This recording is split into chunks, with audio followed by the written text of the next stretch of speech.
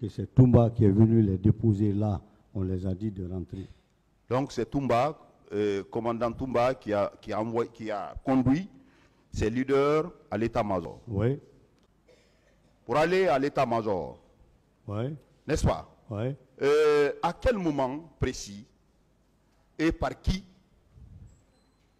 a convoyé les éléments que vous venez de citer dans votre déclaration, les leaders, notamment Sidi Touré, Mouktar Diallo et Jean-Marie Doré?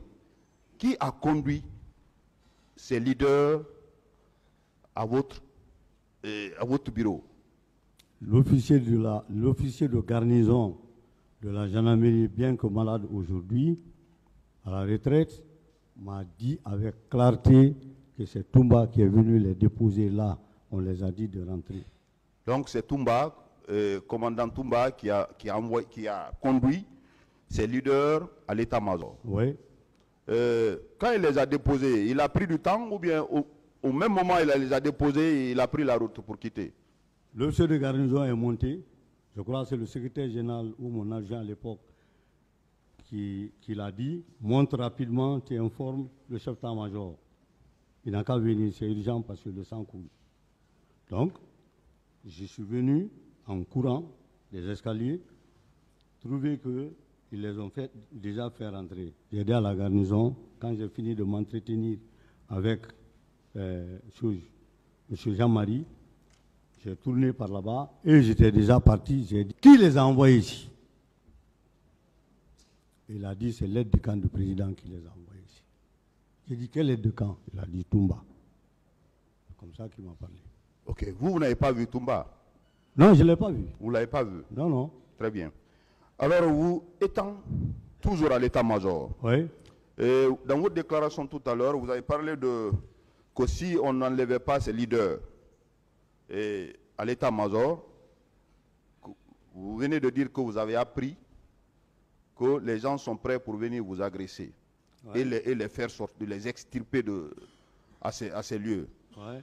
Vous avez tenu cette information de qui? Mes officiers de renseignement. Les officiers de renseignement. Oui.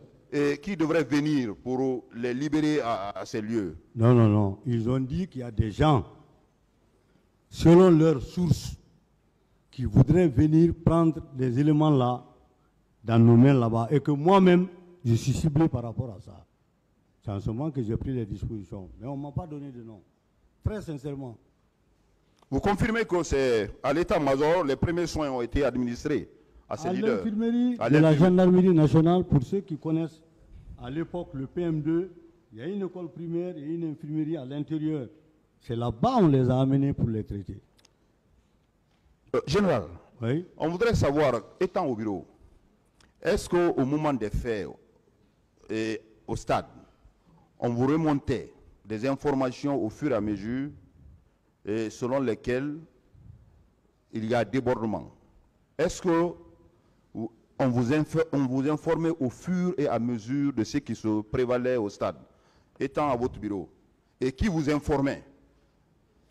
Je lui ai dit, monsieur le procureur, avec votre permission, que j'avais mis un poste de commandement en place qui était composé d'officiers, une vingtaine d'officiers comme ça.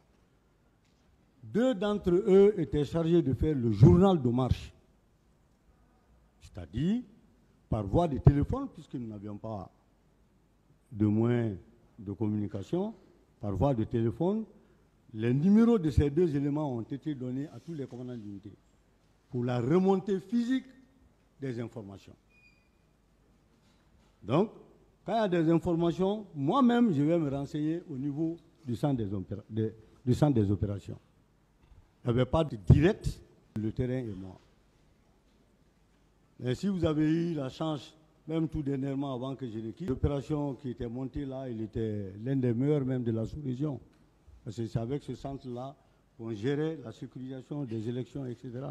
Alors, je voudrais savoir à quel moment précis votre informateur vous a fait cas de débordement et qui en sont les auteurs. On ne vous a pas dit qui sont venus pour commettre ces faits, puisque vous étiez permanemment en contact avec vos officiers là-bas?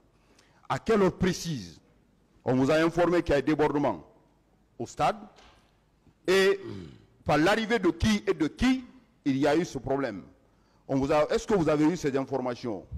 Puisque vous avez un officier de jour qui vous informait au fur et à mesure. Monsieur le procureur, je ne veux pas vous mentir. La remontée des informations relevait des commandants d'unité pour le journal de marche. C'est ce que je comprends. Et c'est chaque fois que je demande au centre des opérations, est-ce qu'il y a du nouveau? On me dit à Anta, il y a ça, à Lambagne, il y a ça. L'informateur du stade a quitté le haut commandement pour y aller. Je voudrais savoir, est-ce que vous étiez informé en temps réel de ce qui se passait au stade? Je ne crois pas. Pour vous dire non, parce que mes hommes qui étaient là, qui avaient la lourde responsabilité d'empêcher que quelqu'un rentre dans le stade, puisque c'était interdit, ce dispositif était déboulonné. Donc, les gens ont été, comment je peux appeler ça, chercher des lieux. Mais moi, je peux bien expliquer ça. Ils n'ont pas fui. Donc, ils se sont repliés vers, comment on appelle ça, le carrefour de Donga. Donc, il n'y a pas quelqu'un de particulier. Moi, l'information que j'ai eue après que j'ai rencontré les blessés, c'est quelqu'un que j'ai envoyé, qui m'a dit, monsieur le chef d'état-major, les lieux sont déjà sous contrôle de la police. Alors, ça, c'est après. D'après le passage de directeur général Valentin ici, l'intervention de la police, c'est après.